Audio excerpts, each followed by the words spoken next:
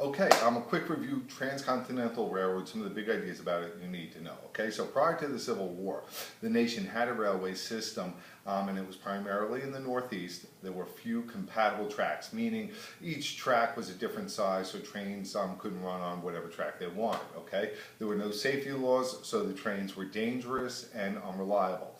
Lincoln's in office. Him and the Republican Party believed in economic nationalism, right, similar to Henry Clay and his American system, which meant they believed that the federal government should invest in new markets to kickstart the economy. The Homestead Act is an example of this, all right. Under this act, the government gave settlers 160 acres of land in return for the promise to stay on it and farm it for 5 years. So that government action is designed to improve the economy. So similar to this, one of the efforts to improve the economy is the Transcontinental Railroad.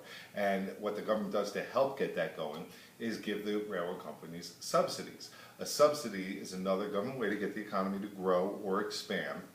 All right, the federal government at this time controlled by Republicans, and at some point we'll discuss the changing nature of the parties and their platforms throughout the course, okay? But anyway, the Republicans passed bills which authorized the transfer of hundreds of millions of dollars in loans and land to the Union Pacific and Central Pacific Railroads, all right? In return, they would build this Transcontinental Railroad, which would connect the East and West and spur incredible economic payoffs, okay? So that's economic nationalism.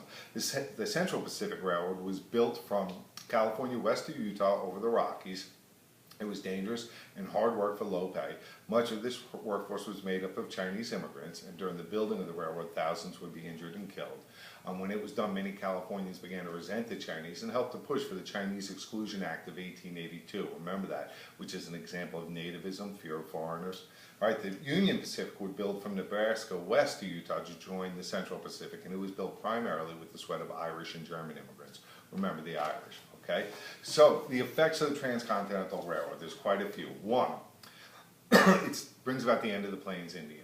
Okay, in 1888, the Dawes Act would be passed and forced all Indians onto reservations. The railroads brought hundreds of thousands of settlers west. Many would shoot thousands of buffaloes for fun along the rails, and professional hunters would kill thousands more to supply leather for belts and new industries back east. All right, their presence in the end of the buffalo led the Indians to starvation and extinction. Two, we'll see new markets for goods. With shipping costs lowered, goods could be shipped west back to the east much more easily.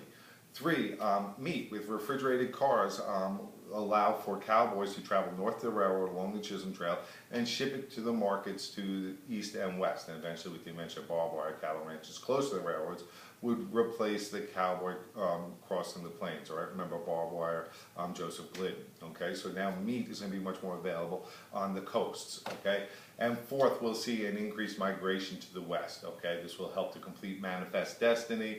An example of a law passed to encourage this, again, is the Homestead Act in 1862, which we've discussed earlier.